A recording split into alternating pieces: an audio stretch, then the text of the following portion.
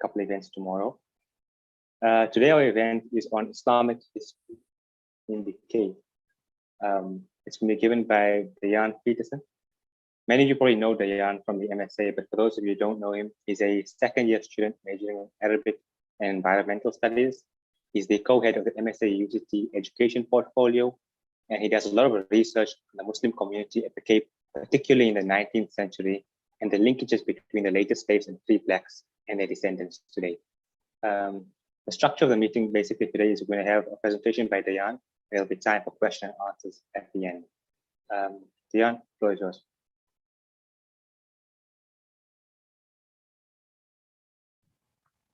Shukran, Ahmed. So today's presentation is about Islam at the Cape from the pre-colonial period up till the present day Muslim community that we have here in Cape Town today. It will be a journey from 13th century travelogues, Malay slaves, till the current Muslim community, as I have mentioned. So starting with the pre-colonial Muslim connections at the Cape, the first reference to the Cape that we really have on record is a 1450 map drawn up by a map maker called Fra Mauro. He was of Portuguese origin, and on this map we see he names the Cape as Diab. Now this is something very peculiar, I'm sure, for many Cape Townians, many South Africans out there. But a traveler much later by the name of, I think it was August Humboldt, he wrote that as early as the 13th century, there were actually Indian and Persian sailors that referred to the Cape as Doab. And I'm sure if you know Urdu or Konkani, Gujarati, Ek Don Teen, Don means two. So Do means two and Ab means water, which means the place of two waters, basically where the Atlantic and Indian Ocean meets. And just tying into something that will occur later, and I'm sure a word that many of us know, abdas for wudu in the Cape Malay colloquial dialect. The word ab in abdas means water, and dust comes from Persian hand. So literally abdas is taking hand with the water, taking water with your hand, sorry. And that is the wudu. And another, perhaps a symbolic meaning of this doab, diab, is where the east meets the west. You know, and we know of Cape Town as being this melting pot city. It's where the eastern slaves, the eastern immigrants meet with the western colonizers and sometimes western migrants as well. And they form this melting pot community here at the Cape, as well as at the Cape at the tip of Africa, with quite an influence of African, both East African and West African as well. So the second source that we find mentioning the Cape was written by a traveler by the name of Al-Hassan bin Muhammad al-Wazzan al-Fasi. He was of North African descent. He was a Muslim, and this is the first Muslim record that we see of the Cape. And you know, in his travelogue, written in about maybe 1510, he mentions the Cape as Kamisa. And in the book, I think it was called The History and Description of Africa. Yeah. In this book, he uses this word Kamisa, which is quite interesting because I'm sure if you took note of the drought in 2018, there was a lot of talk about the Kamisa River, which runs under the city, and that we can use it as an alternate water source. And the word Kamisa in the Hu or Khoi language, it means the place of sweet water.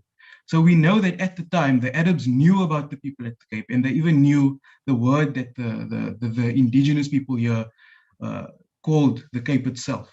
So this is just quite interesting to know, because generally people think, you know, history starts 1652, and before that there's like very little information, whereas even from a Muslim perspective, we can see that there was quite a bit of writing.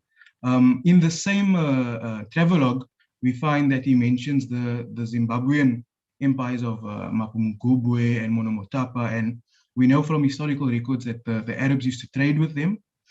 And just as an aside, perhaps not something nice to talk about, but a history that needs to be known. The people of Monomotapa, they worship the deity called Mwari, And Moire was the concept of Moire is similar to our concept of Tawheed in Islam. It's a single deity. There was not much ancestor worship at the time. Whereas on the southeastern coast of Africa, many of the tribes and clans there were doing quite a bit of ancestor worship. So for the Arabs to differentiate between who they are trading with, who believes sort of in this concept of Tawheed, versus the people that they don't really know, who don't really believe in concept of Tawheed, they call the other people as kafir, and which means a non-believer in Arabic. And the Portuguese appropriated the term kafir into their dialect, and in turn the Dutch did that, and basically that's how we get the derogatory term for black people in South Africa. So moving on, let's look at some post Jan van Riebeeck period, post 1652 Muslim connections. So the first actual record of Muslims at the Cape would be the Mardekers. They were brought, I think, mainly from Makassar region, which is in Sulawesi, Indonesia. So this is like the first record that we have of Muslims at the Cape that were surprisingly allowed to practice their deen, though they could not propagate it. And the term Mardeker comes from the Sanskrit word Maradika, meaning like free men, because they had this sense of sort of freedom, maybe with regards to their religion. And their role of being brought here was basically just to guard the Dutch fort against any animals or the indigenous people. But again, they didn't really have freedom, like, you know, the regular agency that you have in your daily life, but rather they had some sort of freedom regarding their beliefs, to practice their beliefs. But apart from that, they were quite similar to slaves. And here we can see a photo of the class of Mardekers back in Indonesia, where it's quite a cosmopolitan class back home, so to speak. The next wave of Muslims that came were the slaves. So looking at slavery at the Cape, a lot of them were caught by their own people back in Indonesia or India or wherever, sometimes in Africa by slavers, and they would just be taken. I mean, if you just imagine yourself with your family, perhaps celebrating a wedding, perhaps your wife just gave birth, perhaps you're burying your father, and this group of raiders come, take your child, put you in chains, throw you on a ship, and just, I mean, you hundreds of slaves in like the belly of the ship to sail. So many don't make it. So this was the conditions that they had. There was hardly any food, no place to go to the bathroom or anything. You just had to live in that squalor until you get to the Cape, and then the family or the sister that you do have with you on the ship is then sold to a separate slave owner than yourself. So again, your family is broken up. And you know, that's just the voyage there at the beginning. And later on at the Cape, it gets even worse. I mean, the punishments just for looking at your master wrong, or for using a wrong word, for just trying to have your own agency. It's almost unbelievable if you read the records. So during that time period, there was also a lodge built for the slaves that the company owned. The company would be the Dutch East India Company, and most of them resided there. And if we look at the origins of the slaves, majority of the slaves actually came from India. And then there was some Southeast Asian slaves that were brought here, such as the Bugis people and Java people. You know, names I'm sure people in Malay communities would have heard. East Java, or was come from Makassar, something like that. And then there was quite a number of West African slaves brought here, East African slaves, Maspikers, Zanzibaris, and so on, even some from Arabia, Persia. And I've even seen some records of South American slaves here. And just relating to that, many people from the Malay community did DNA tests. And of all the people I've seen, majority of them had Indian DNA. And then second to that was some Indonesian, plus some European from all the slave rapes that went on, as well as Europeans marrying into the community later on. And then there was also a few people that I came across from the Malay community who had some American indigenous DNA. So that was just quite fascinating, especially since, you know, the Malay community is given this they put in this box of you are Malay, and the Indian communities are separate to that. Whereas we can see that slaves were brought from Surat, slaves were brought from the Malabar coast. I mean, there could have been a Konkani slave brought here. Slaves were brought from you know, all over the Indian Ocean, and they just became part of this one community. So the point I'm just trying to stress is that although there were migrant groups that came afterwards, the Muslims that were here already comprise of those migrant groups anyway. So there is not much difference in them. It's just perhaps who the scholarly class was amongst the Malays, which were the Indonesians at the time. Then we have the Orang Kaya or Orang Kayan, as it's pronounced at the Cape. They were mostly of the upper class, the courtiers, you know, royalty, scribes, Imams, educated people, so to speak, and many of them were sent as political exiles, such as Sheikh Yusuf of Makassar, who is, I mean, his kramat in Makassar is quite famous. He was one of the exiles sent here. Tuan Guru was sent here, and you know, just some analysis of the kramats and slaves. The kramats, well, before they became kramats, these individuals that were brought here, firstly, for the slaves, they were laymen, right? They weren't really of the upper class or ruling class people, because they were raided from the villages mostly. And to see people of a higher class, a higher standing, also being brought here as you know, not quite as slaves, but also in solitary and, you know, away from their people, away from where they can influence. It must have probably given the slaves some sort of motivation that, okay, I'm not alone here. I have some of the people I used to take instruction from, some of the people I used to look up to are here as well with me. And the second thing is that they are these exiles are representative of their homeland, which was Indonesia. And having them coming here, and after they die, being planted in the ground sort of becomes like, that becomes a piece of Indonesia that's here in the Cape. And so when they go visit where the exiles were buried, it became a place of karama, a place of honor, a place of home, of solace. And perhaps that is why it's called kramat, you know, just for that motivation. Another important point to mention is the island. A lot of the Orang Kaya were actually placed on the island, because not only was the Cape, you know, one of the worst places to be sent, but at the Cape there was people, you know, during the later period in the 1700s, there was people here. So there was still a community, sort of, so to speak, that these Orang Kaya could influence. So to be on the safe side, the Dutch put them on the island where they are completely isolated. Just touching on Tuan Guru was one of those Orang Kaya that was banished here to the Cape. He himself and about I think 4 others from the court in Ternate. It was himself was the Imam. Another person who was the Qadi, was by the name of Abdurauf. There was the secretary of the court, as well as the scribe.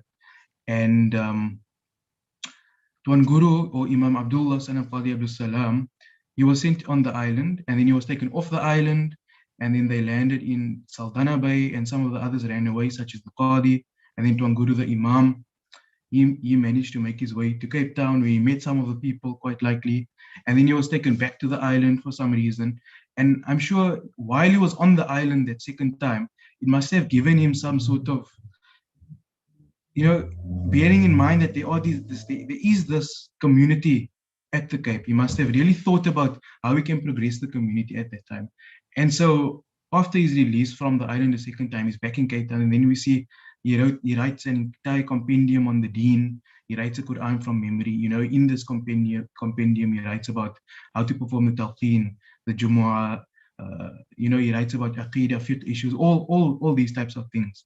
But building on that, there were 2 people sent to the Cape before him, which was Tuan Said Alawi and Imam Haji Matarim.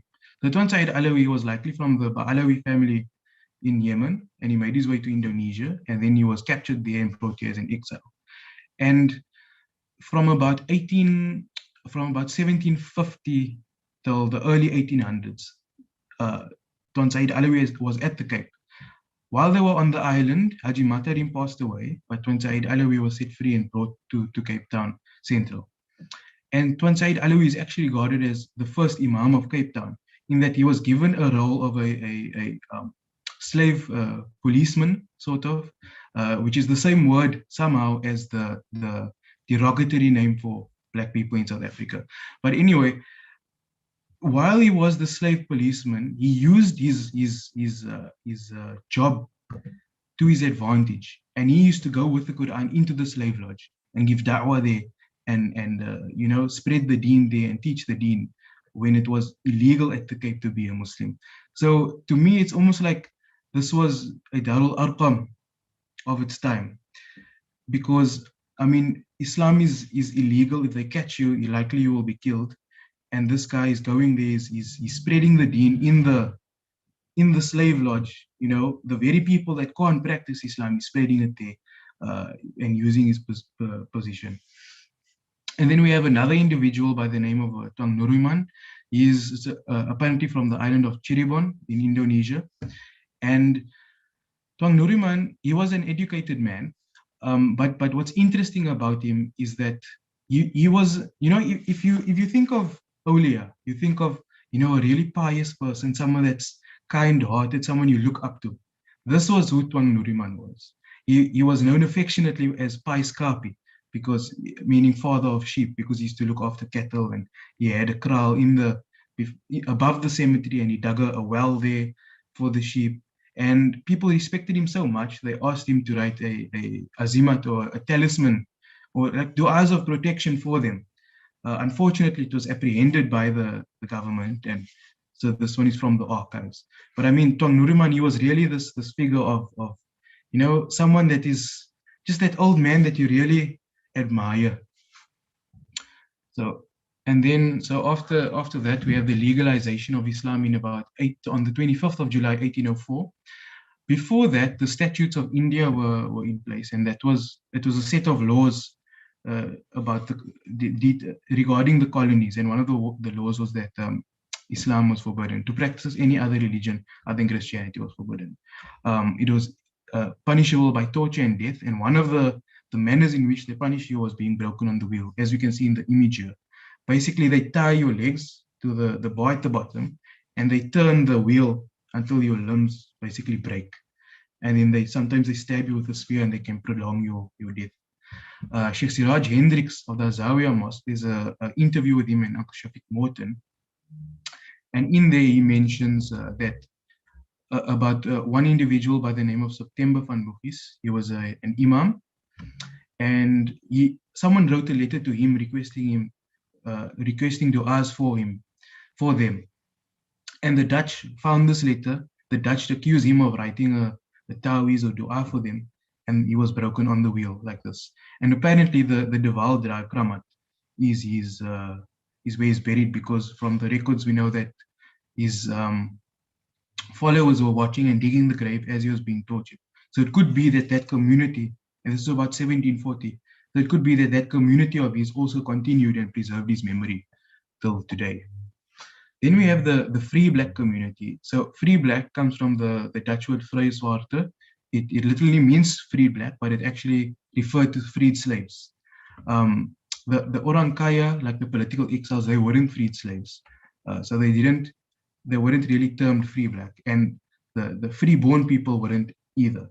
So from 1780 till about 1840, we really see where the free Blacks start becoming prominent, especially in the Muslim community. I believe Ahmad Davids, the famous Ahmad Davids, he termed it the Islamic Golden Age at the Cape, which was from 1780 till 1840, as I mentioned. And these people were really, they were freed slaves, but they used their skill learned during slavery to make something of themselves. So, and this is where the real Malay artisan came out, whether you were a painter, a tailor, a builder, a bricklayer. and the money that they acquired during that, they use it to support Islam and to free other slave brothers and sisters in Islam. Just looking at one free black, for example, was Ahmad van Makassar. So he was a slave brought you from the island of Makassar. And he was quite prominent at the time. We know from records he hosted a ratib and dhikr at his house. And he had a son by the name of Khatib Abdul Kharis, and I'll mention the roles of the Khatib and the Imam soon. So his son was Abdul Kharis, who was also quite prominent. He featured in the wills of many other free blacks as executor, and people trusted their children with him and so on. And then Abdul Kharis' son was Imam Khalifa Harris, who was quite famous in the early 1900s. And his son was Imam Sulaiman Harris, who was the Imam of the Sulaimaniya Masjid in Woodstock, who was the father of Imam Yasin Harris, the famous Imam Yasin Harris of the MJC. So we can see how this free black community, they built themselves up to such an extent that even till today, their descendants are still, heavily involved in the deen and still quite prominent in the community and establishing establishments in the community. So now let's touch on the 19th century Imams. So from Tuan Guru and Tuan Nuruman and Tuan Said Alawi, those were more of the Orang Kaya, the men of standing Imams. Whereas amongst the free black community, we also see Imams start emerging after learning from the Orang Kaya. And this is where we see the madrasa system forming, where in the madrasa, it's not the same how we learn madrasa today. Then it was much more rigorous, whereas you would learn the talqeen. Every male, sometimes female in the madrasa would learn what to say when someone's being buried, how to give the tasmiyah, the dukmal, how to give adhan, how to be a khatib in a mosque, how to give khutbah in case the imam fails. The old Malay way of teaching, alif tetas a, alif tapan i, alif bawa u, a, i, u, so on. So this was the madrasa formation, and then there was also the imam, the roles in the mosque, which was right on top was the imam of the mosque, and then you had the khatib, who was the khatib. He would do the roles of the imam if the imam couldn't, or if he wasn't present. He would also give khutbah in the mosque. Then you had the Bilal, who would give the adhan. Bilal, obviously named after Sayyidina Bilal. And sometimes the mosque would have a few Bilals, and the head Bilal was called the Sheikh Bilal. And then you had the role of the Marbut, or the Malbut, they called him. This didn't survive till today, but the role of the Marbut he was the messenger of the masjid. So he would go around giving message from the mosque. He would sometimes stand on the corner, Ya Rakhamarach, 3 year, probably from Allah Yarhamu, and what he was doing, he was announcing janazas.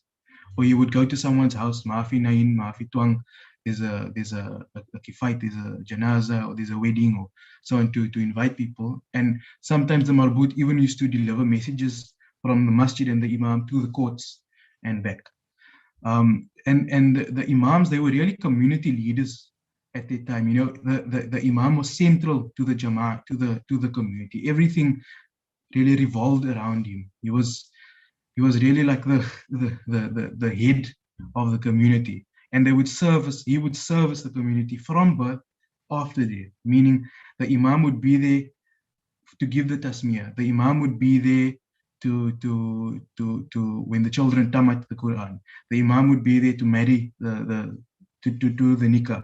The imam would be there to administer the death and give the talqeen, and the imam would even assist in the 3 days, 10 days, 40 days, and this would preserve the memory of the person in the community. And this is just a photograph from 1864 or 1863, I think, of the Effendi arriving. And these are basically, unfortunately, we don't have names, but these are the top imams of the 19th century that I just mentioned. So some of Tuan Guru's sons and grandchildren will be there. Hamad of Makassar's son Abdul Kharis will be in here. Abu Bakr Effendi is in here. Imam Saibu, that I will speak about, is in here, and quite a few others, and many of them being free blacks as well. Then it's quite important to mention the Muslim community, the Muslim women of the time. So back in Indonesia, the families were very matriarchal. Even when it came to the sultan and who was ruling, oftentimes you'll see it was actually a female that ruled, and they didn't choose the ruler based on direct succession, my son and then his son. It will be who is the best one. So sometimes the king's wife will succeed, and she will choose perhaps her nephew or grandson or her daughter even. So coming from this matriarchal society, we can understand why Muslim families in the Cape were quite matriarchal. We have individuals like Sarki van der Kaap. She purchased property from her parents instead of inheriting it, and naturally her mother would have been paid out, and probably if she had siblings, they would have been paid out for that. But she didn't purchase it for herself. She purchased the properties so that she can donate it as waqf, and this was in about 1809, 1807. So she could purchase it as waqf, and this was the first mosque in South Africa, in the Southern Hemisphere, actually, which is the Oval Mosque in Bo-Kaap. And then two other individuals is Salia van Makassar and Samida van der Kaap. They were not co-wives, but wives at separate times to an imam by the name of Jan van Bugis, or Imam Asnoon, or Imam Hasnullah, Imam Muhammad bin Fadl, all different names of the same individual. And there was a mosque in Long Street that was bought, and before it was bought, Salia was the first wife, freed her husband, who was the imam. And then she died, and then the husband married Samida, and then he died, and she got the property of the mosque afterwards, because there was no waqf at that time. There was no real trust deeds at that time. So it would pass from person to person in hopes that they will preserve it. So what Samida did is she put the name of the mosque she put the mosque in the name of the congregation of the time. And this was the second example of waqf being donated. So to me, it seems that the initiative of waqf and the origin of waqf, especially in the Southern Hemisphere, is largely initiated by women. They were the leaders of waqf of their time. Other roles that the prominent women had at the time was the role of the Mochi Imam, was the wife of the Imam. She would be the Imam's representative amongst the women. Then there was the Hais Khalifa, which still takes place till today, where the aunties that teach madrasa from their homes, as well as Maulud captains. And sometimes women in the Maulud Jama'ah would give the Maulud captain money as their savings, that they don't have to go to the bank, and then the Maulud captain would give it back to them, and they can go on Hajj from that money. And touching on Hajj, we have the Hajj culture. As I said previously, Islam was banned, so there was no real way of going on Hajj. And you couldn't just leave the colony as you wanted. So in the early 1830s, a sultan from the island of Anjouan came to the Cape, and he met with the individual known as Hassanuddin Karel Pilgrim, who is in the photo, the painting that we see here. And it seems like he convinced Karel Pilgrim to go on Hajj.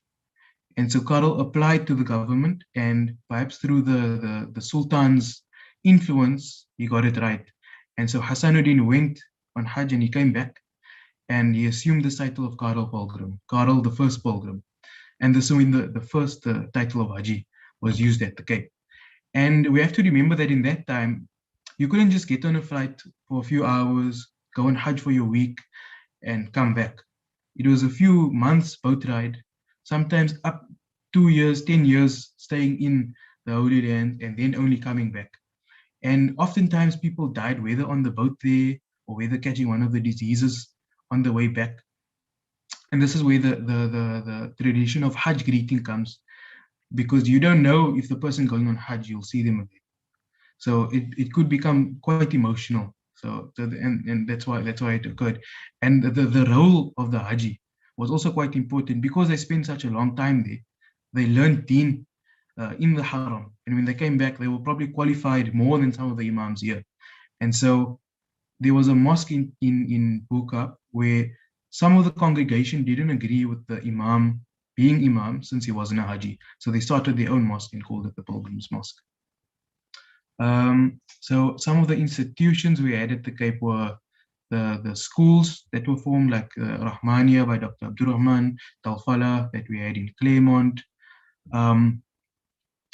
And then we had apprenticeships at the Cape. And this came from the free Black community, where they would use their slave skills to become artisans. And they would take 12-year-old nephews, neighbors' children, whoever, under their wing, teach them. And this was the youth development they had at the time. And I'm sure many of our, sometimes even our own fathers, of us sitting here in this Zoom, our own fathers went through this apprenticeship system and learned through this way, which actually came from a slave-free Black culture. Another establishment I feel I should mention is the cemeteries at the Cape. You know, the Muslims, because of our belief of being resurrected, you know, you'd want to be surrounded by people who won't really be punished as much in the grave, and you know, around other Muslims. The Malays were very particular on establishing their own cemeteries. And so we see from as early as 1823 requests by Imams to establish cemeteries such as in Simonstown and so on. And before the 1900s, there were probably more Muslim cemeteries around the Cape than there were mosques. And then a fourth thing to mention is the sports clubs. So, you know, coming from a post-slave period, a post-slave community, you don't really have time for recreation.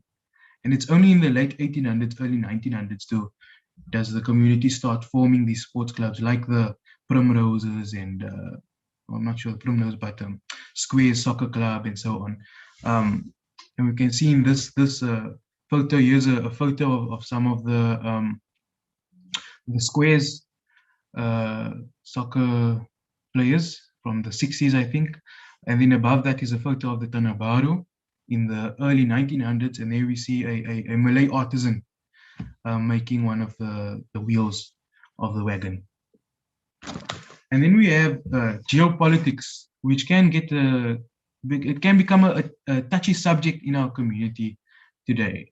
So I mentioned politics and Malays. So, you know, even till today in the MJC, sometimes often they host dignitaries or they host the president, and there's a lot of commotion from the community that how can you do that? You know, you shouldn't be buddy with the politicians and so on. But if you take into context where our community came from and how they came from this land of Islam to the west, basically, which the Cape was, they had to make friends with the politicians and so that they could get privileges for themselves just to survive as a Muslim community. So if we look at one person like Imam Saibu that I mentioned here, he was a prominent Imam of the 19th century, born about 1815, and in 1874 he went on Hajj.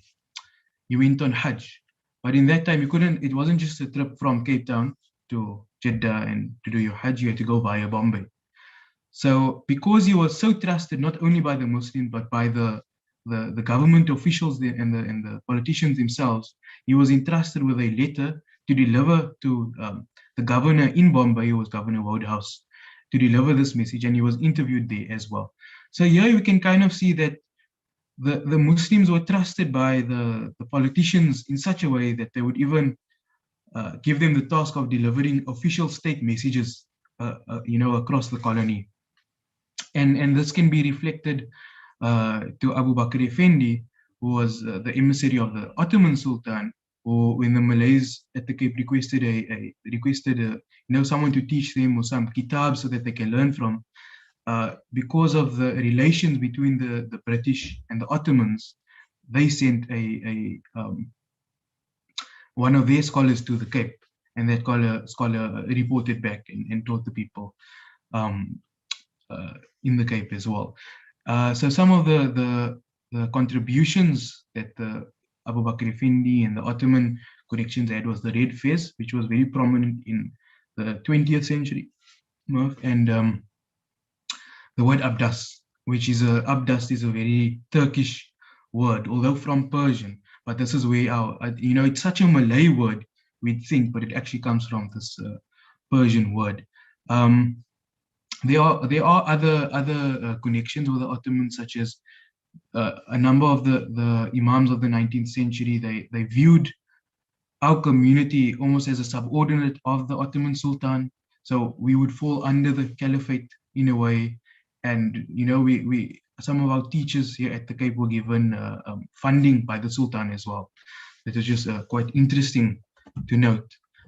And then just to mention some of the extant and some of them are still existing Muslim communities, not only in the Cape, but around South Africa. We have places like Claremont, Worcester, Kimberley, Newlands, Strand, Swellendam. Not many people know that since some of them since the early 1800s, some since the late 1800s, Muslims were living there. Muslims established masajid in Vrededorp. There is a Malay cemetery in Newlands, which was closed down.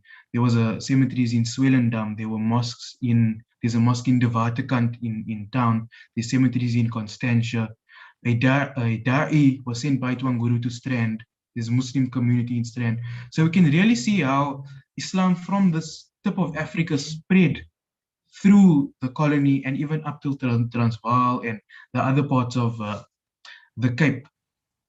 And to this day, many of those communities are still existing, like in Worcester and in Johannesburg, which was from the Vrededorp settlement and so on.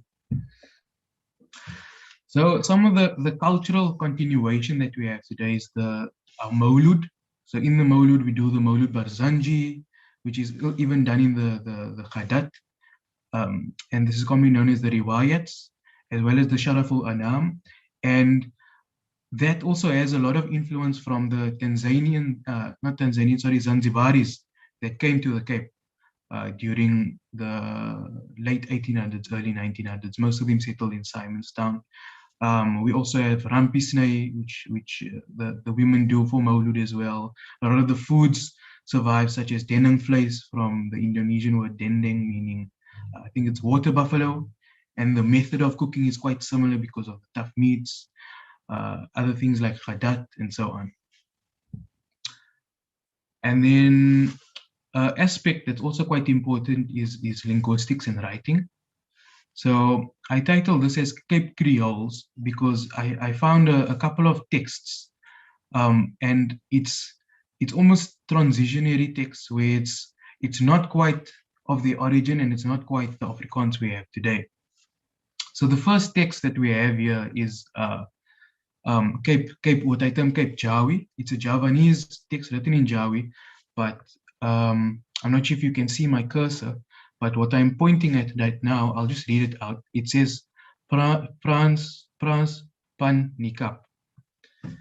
And that translates to Frans van Nikap. So Frans van Nikap was a free black. But the reason why I term it as Cape Jawi is that in the records he is known as Frans van de Kaap. And the term van Nikap is one would think it's a very modern Afrikaans word, yet here in this text from about roughly 1807, we can see that this combination of van Nikap was used already. In the second photo, what I term Cape Bugis, since it's not in the Bugis language, it's a signature from one of the free blacks as well. And it reads from left to right. And I'll just try and read it out. I don't know if you can see my cursor again, but this says Bacho Pan Batawi.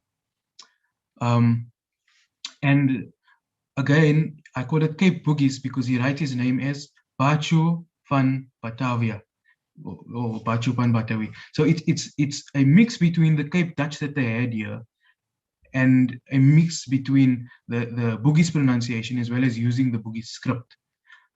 Which is interesting because this Bacho van Batavia, he had a Muslim name of Abdul Wasi, yet he chose to write his name in a strange Bugis script, but using his Dutch name and not his Muslim name, despite the Dutch probably not being able to read it anyway. And then the third text I have here is Cape Dutch, which became Hollandse Arab or Arab Afrikaans, as we call it. And then I'll just read this one out as well. It's written in the Afrikaans Jawi script, and it says, Ek begin deze kitab met Allah Ta'ala zijn naam. And above that is Bismillahirrahmanirrahim. And as a translation of that, I begin this kitab with the name of Allah Ta'ala. So one can see how they used a combination of what they were used to and what is new to them to form this new sort of creole that we call Afrikaans. And from this text alone, we can see the heavy influence that the Malays had on the language. Then we have Muslim migrants,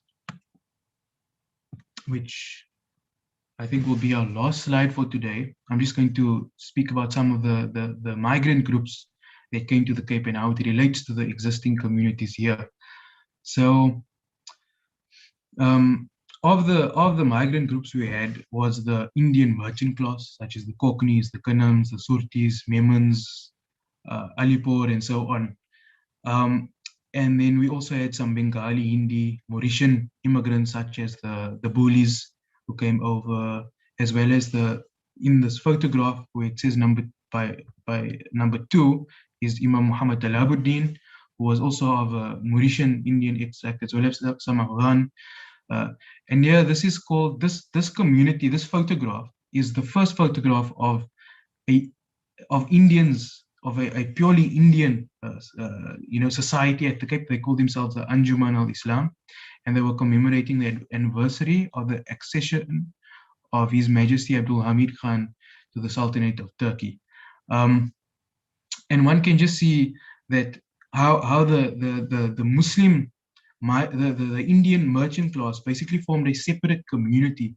Yet, I already mentioned in the slave period, there were slaves brought from Bengal and from Mauritius and from the west coast of India, like the Malabar and Konkani and Surat areas to the Cape. So the people at the Cape that were existing at the existing Muslim communities, they already had this mix in them. Yet the merchant class formed a sort of separate community to them. And then we also had the East African migrant communities, like the Somalis, and a lot of these are still migrants still today. Like we see there's a lot of Somali people in Cape Town. The Somalis have been migrating to the Cape since the late 1800s, and some of them brought as slaves in the slave period.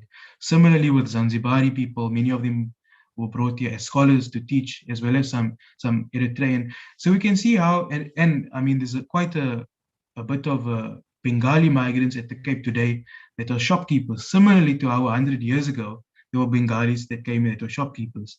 Yet the difference is that before roughly the 20th century, most of the migrants married into the existing Muslim communities and just simply called themselves Malay. And Malay was just another term for Muslim, because majority of the scholarly class were of Malay extract. Whereas from the 1880s afterwards, we see scholars from the Indian community coming to the Cape and forming their own jama'as and their own communities at the Cape. And we see masajid such as in Loop Street was a Hanafi mosque, and in the Kanamia mosque in District 6 Mio Street Mosque, and in the Cockney Mosque in Grassy Park.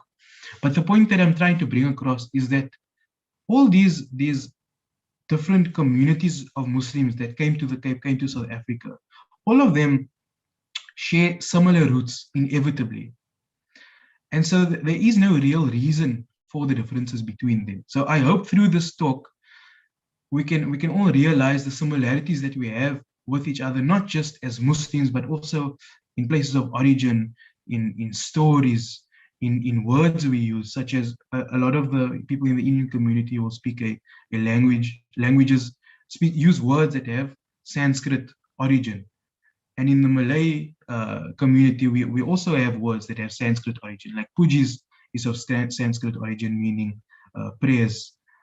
Kali, meaning river, is of Sanskrit origin. I mean, the word in Afrikaans for nachi, that itself is of Tamil origin, which refers to a citrus fruit.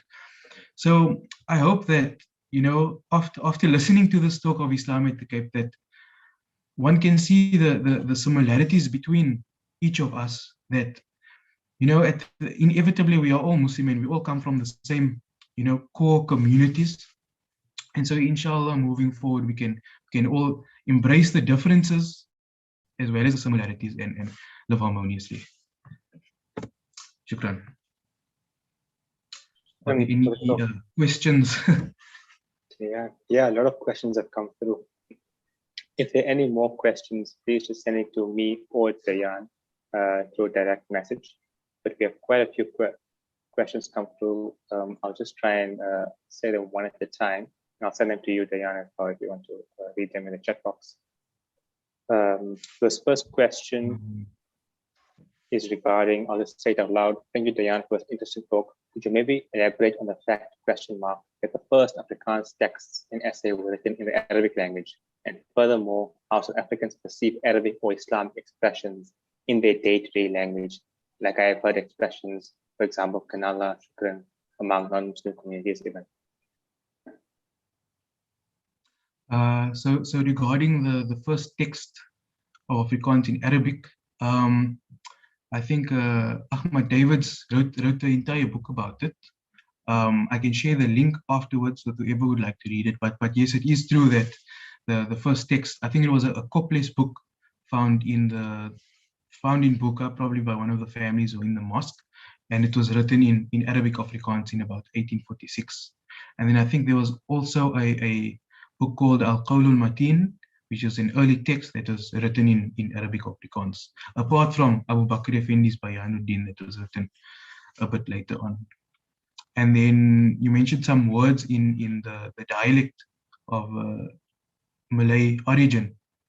So like words like Kanala comes from Indonesian Karana Allah, meaning for the sake of Allah. Sure, it's escaping my mind now, but I mean there are so many words. Tamaf, ma'af is Arabic for pardon, but tamaf comes from minta maaf, meaning I ask your pardon. I've already explained where abdas comes from. Klapper comes from the Indonesian word kelapa, meaning coconut. So I mean the list is so long. I really feel it's important to read the work by Ahmad Davids regarding Afrikaans and the Cape Muslims. Okay.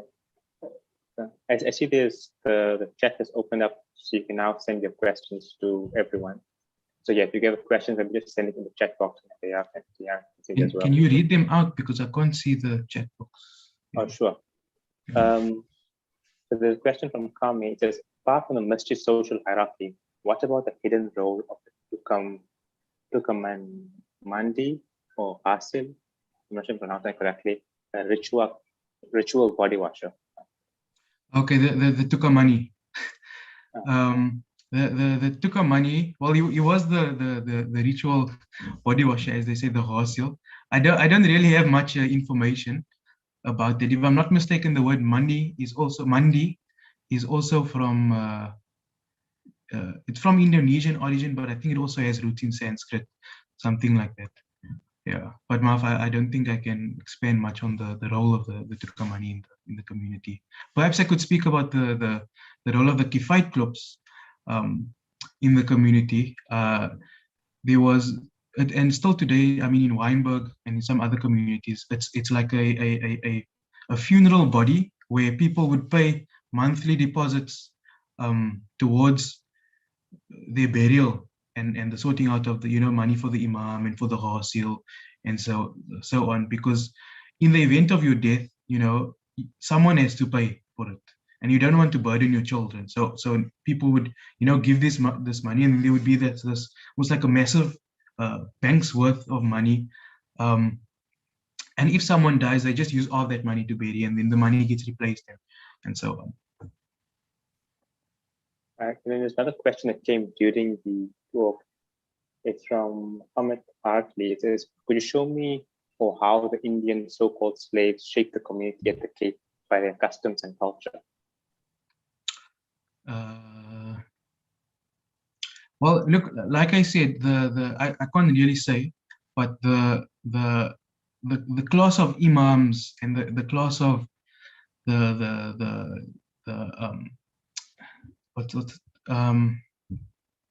the Imams and the learned people and the exiles were mostly of Indonesian origin. And they were the ones that really shaped the culture that we have today. So I can't comment much on how the Indian slaves shaped the culture, but yeah. And then we have a question from Shakil Karda. It says, Dayan, please share some interesting info about some surnames we have in our community and how they have evolved in other languages. Sure, there's a lot. If Shakil would like to ask some surnames, then I'll be glad to expand on that. I'm sure he can speak if he wants to.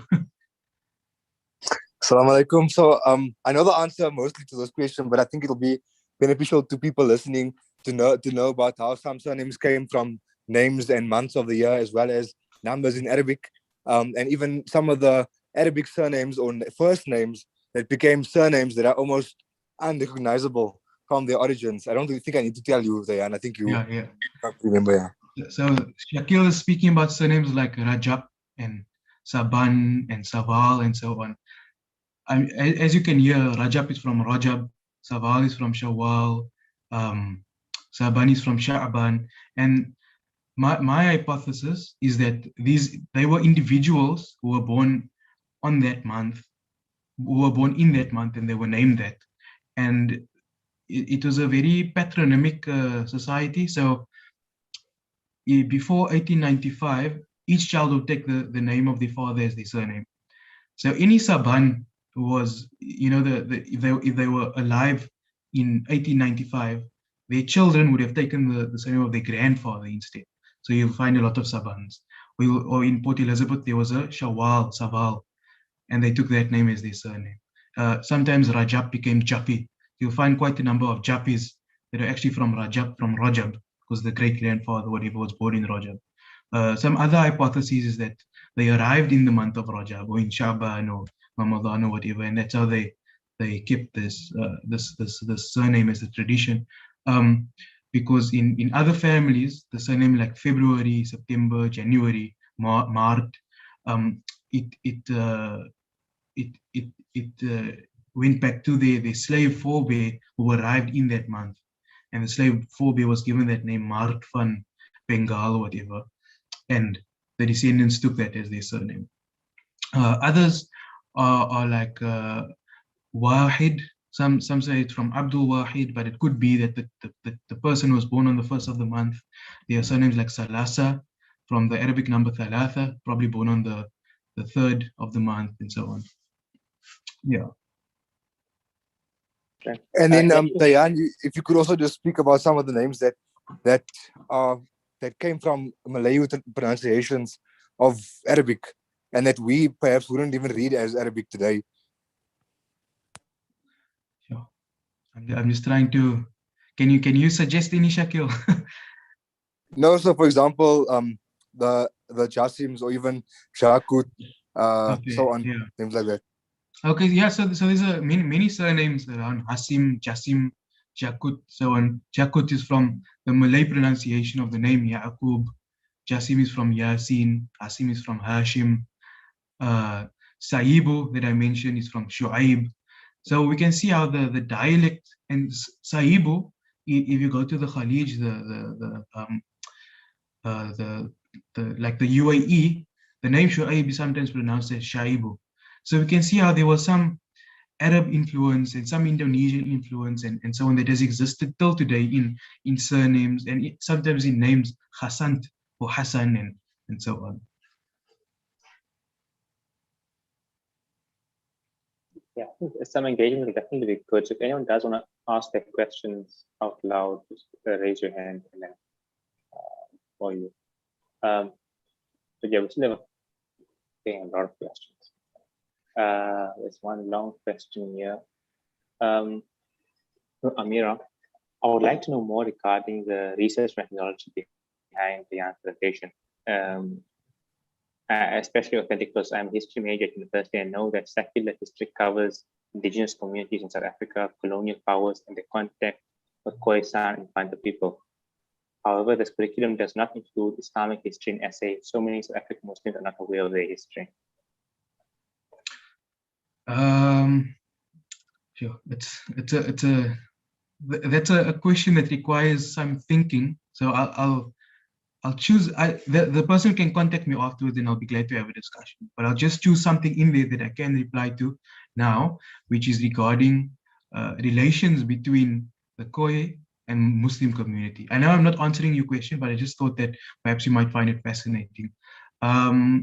Professor Ibrahim Saleh wrote a work about one of the slave revolts in Constantia in the 1700s. And in the paper, we can see how the local Khoi and one of the Imams by the name of Judan Tapa, they work together basically to revolt. But I mean, even in our existing community, our people today, they know the names of plants using Khoi words like Wala Als and Buchu and things like that. So we can see how this medical tradition stayed even within the Muslim community.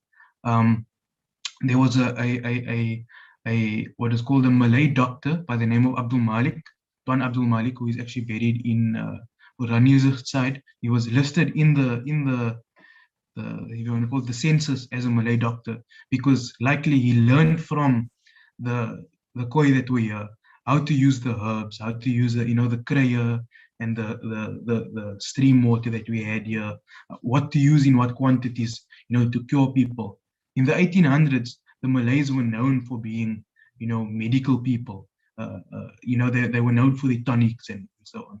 And this is just from our connection with the Khoi people that were here. Right. So if anyone has a question, if they haven't, that I've missed, please just resend it. So we're getting a lot of questions right now. But another question here. I've been told that the word Buddha is in fact a pejorative term, whereas we use it as a term of respect. Is the former true? There's different theories about it. Some say it comes from the word Buddha, I think, meaning blind, if I'm not mistaken. I think so. But my own feeling about the word Buddha, it just comes from Old Dutch, broeder, which became Buddha. So in standard Afrikaans, it became broer. So the D was left out, and we know a lot of the D becomes T in the Malay dialect quite often, and in Afrikaans itself. So it's quite plausible that broeder became Buddha. That's just my theory. And there's another question here. How would you describe the welcoming culture towards more recent Muslim migrant groups, like from Congo, Somalia, etc.? So the point of my talk is that it's not very welcoming. I've seen in mosques. I went to Jumu'ah one day, and there was a Somali brother making salah, and nobody was social distancing. It was during COVID. But this one Musalli, on his left-hand side was someone from his own community standing directly next to him, no social distancing. But on his right-hand side was a Somali brother, and he politely told the Somali brother, "Please, can you move? You have to social distance. Don't stand next to me." Whereas the man on his left, he didn't move to social distance. So I mean, things like this. This is just one example. There are multiple other examples of how, our African Muslim brothers, we are so hostile towards them, whereas we don't even realize that, within our own blood, within our own DNA, we have that very same origin as them. And regardless of DNA or not, regardless of even Islam, just as a Muslim, as a human being, you should be treating them right. But then secondly, after that, as a Muslim, they are your brothers in Islam, you should treat them right. And then thirdly, you share the same origin, so it doesn't make sense, but it's a reality. And this, I hope through this talk, we can realize our commonalities and work towards, strengthening the bonds between our communities. And then there's from your meme, where can one read more about the slave revolt in Constantia? Is that after the Kramat near Pakistan? Oh, okay. So for that one, I can send links afterwards, but the information I got was from a interview of Sheikh Siraj Hendricks. There was a paper written by Sergio Koolhof, who was a Dutch researcher. slave revolt in Constantia. You can check on academia. Professor Ibrahim Salih wrote about it. So I can send some links for people that would like to read more into these things. And then again, if any of you have a burning question, just a reminder to just resend it. I might have missed it. Or please unmute and ask questions. Yeah. So if anyone also ask a question verbally, just raise your hand and I'll call you. It'd be nice to get some engagement. But there was another question from the talk here. It's why was the Hanafi Turkish Sheikh Abu Bakr Effendi sent to the Cape Town in the 1860s? So, by the early 1860s, late 1850s, most of the old guard of Imams had just passed away. So there was no reference to those original sources of knowledge. So some of the Imams at the Cape that were second generation, they wrote to the British to send either a scholar or some books to the Cape that they can teach. And through that, Abu Bakr Effendi was sent to the Cape. And there's a question that was posed earlier as well. How much of these Muslims married the local mothers of the land? I don't know how much, but the fact is that many of the many Muslim and Malay people that took DNA tests, a lot of Khoi and Bantu or southeastern coast African DNA started showing up. So I mean, it must have been quite an amount for it to show up in the DNA test, because studies have been done, I think, by Wits University and others. And Nusayba has commented on what you said earlier and says there's a story about how Buddha came to be from Malay roots. Nusayba, can you share that with us, please? Assalamu alaikum. Yeah, I can share what I've heard through the oral tradition. I do speak Indonesian language, and Buddha does mean blind. And how I learned that it has the Bahasa root is that there was a time where people were incarcerated in the castle, and so they had chambers underground that were complete darkness. And so after people being incarcerated for even 30 days, when they come out, sometimes they would go blind.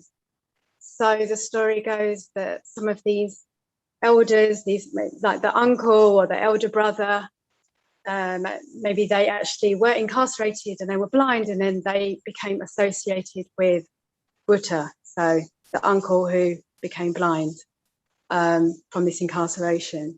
So that's a story that I heard through some elders, and when I was investigating more about the connections with Indonesian and Afrikaans.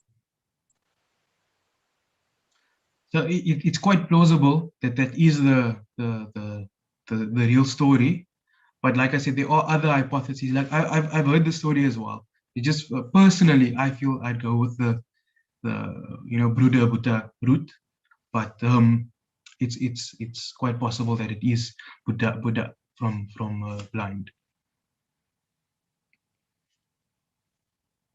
And then regarding the earlier conversation, Kami mentioned the commonalities in terms of Molu, Ratik, coastal cuisine, in terms of fish and marine foods. Yeah, so in the Cape we have we had a very fish-based diet. A lot of the Malay people, they were fishermen. They would catch snook and kabeljau and so on, because the origin communities such as East Coast, Zanzibar, or the coast of India, Malabar, Konkan coast, the Bengal coast, and Indonesia, it was these fishing communities. So it only makes sense for them when they are brought here. The cuisine remains this heavily fish-based cuisine. But slowly with these major fishing companies taking over and the fishing trawlers dying out, we don't really consume as much fish as we used to in the past. And then there's a question from Yamin here.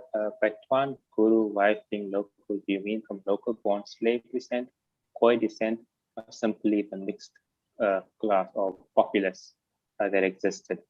And then Shakil has replied that she was Pandakap. Maybe Dayan can explain about Pandakap and how this denotes local birth.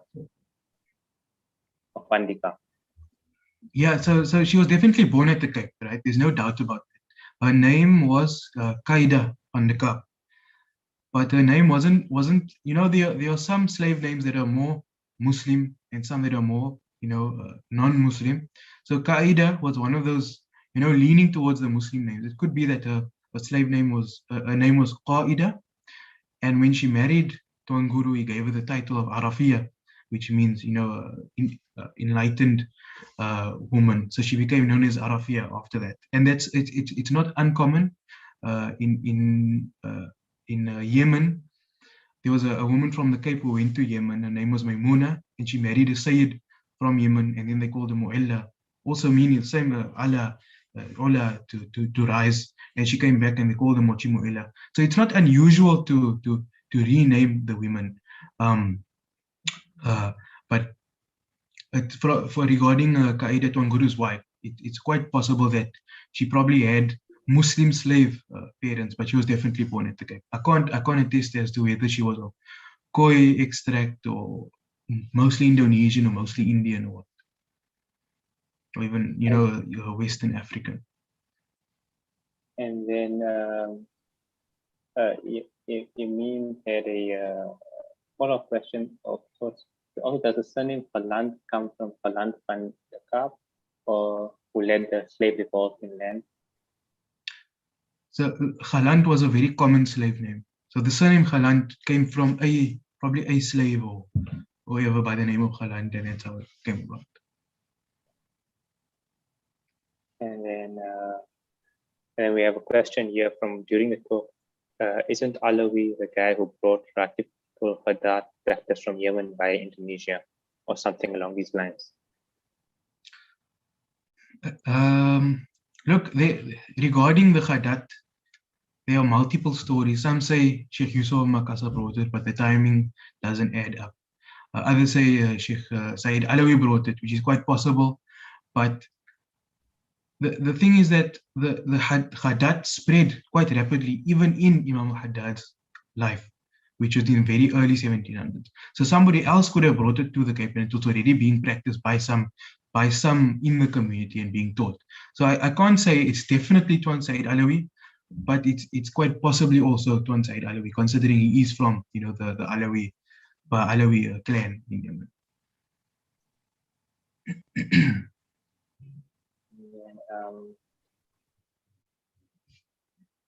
And a question from Yamin from earlier regarding the punishment that is inflicted on the slave or Muslim populace. You mentioned about how the one Imam was put on the wheel. Okay, the question. Will be the question now. But there was a question from earlier. The Menang Kabau from Sumatra matriarchal. I don't know of any other prominent ethnic groups in Nusantara who are matriarchal. By matriarchal, I don't mean the women are in control, but I just mean that the women have some say and some power as compared to other Muslim communities and as compared to Western society at the time. That the women had much more agency in their communities as a whole than what they do in other parts of the world. And so when the Muslim women came here, they would, something interesting, the Muslim women here had a lot of rights within their community. And so many of the English women reverted to Islam and married Malay men because they were treated so well by the Malay people, because they saw other women had so much agency and freedom in the community. And then, yeah, one more time. If I've missed the question, just resend it again. Doesn't matter. In the Museum of Banten, where Sheikh Yusuf lived for 16 years, explains the origins of Hadramaut, current day Yemen of Rakib. We call it the booth. Or might be a comment, not a question. Okay, we got Yamin's full question now. Were there differences in punishments inflicted upon slaves depending on the offense, i.e., the crime was murder or disobeying their slave owner or simply practicing religion, or all punishments simply harsh? I've heard stories how as punishment, a slave woman, not sure 100% what she did, but she was trying to help her slave husband with something, and so she was put in a bag, probably made of cloth, and then thrown in Table Bay. This is related to the wheel story you're talking about, the Imam on the wheel for making zimat. Look, the punishments, it's not really consistent. So you'll see in one period, there's consistency where for murder, you'll get punished a certain way, for stealing, you're punished a certain way. And then in another period later on, you'll see how they didn't want the slaves to have as much freedom. And then for even speaking back to their owner, they'll get punished, a punishment that's almost similar to murder in a previous period. So you can see how, it really depends on the attitudes of who was in charge and the attitudes of who was writing the laws and giving the punishments, as well as the attitudes of the slaves in that time period. So you can't really give a blanket statement of yes or no, it was like that. So we are running out of time slowly, but if anyone has some last burning questions, please raise your hand or send it again. The comment from you, I mean, it's one of the best talks this week. Yeah, there are quite a few positive comments as well, just general feedback. Yeah, there's no burning questions, right? I'm gonna give it a minute or two, then I'll close off the talk. But thanks, Diane. Again, it's a very interesting talk. I think this is probably one of the most engagement we've had all week. All the burning questions. Very interesting talk. I like that we had we're looking at West African Islam, something that's very unexplored in the beginning of the week, and now looking at Cape Islam. And throughout the week, we've had talks just exploring different aspects of Islam that we should know much more about, but we haven't.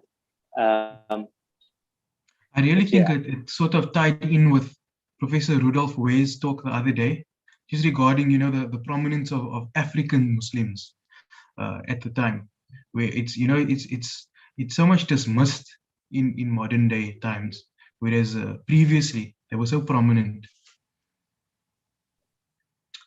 Yeah. Definitely.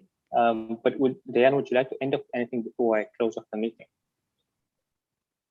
No, it's just I really hope that those that listen do take some lessons from what I spoke about and reflect on how the community formed and what they had to go through to actually keep the Muslim community that we have today. And Jazakallah everyone for coming. Jazakallah for the engagement, all the questions. We really appreciate it. And we'll have another talk just now. It's going to be on Adab al-Ikhtilaf or Adab of Islam, and that's regarding social media. So that will start at 8 o'clock. And then tomorrow, we'll be having a Dawah program at Sea Point. And we'll end off with a quiz night. So you can register teams, 3 to 6 people, and we'll have a virtual quiz, and there'll be prizes up for grabs. But yeah, I'm gonna end off the meeting now. Okay. Shukran so much, and shukran to everybody for coming.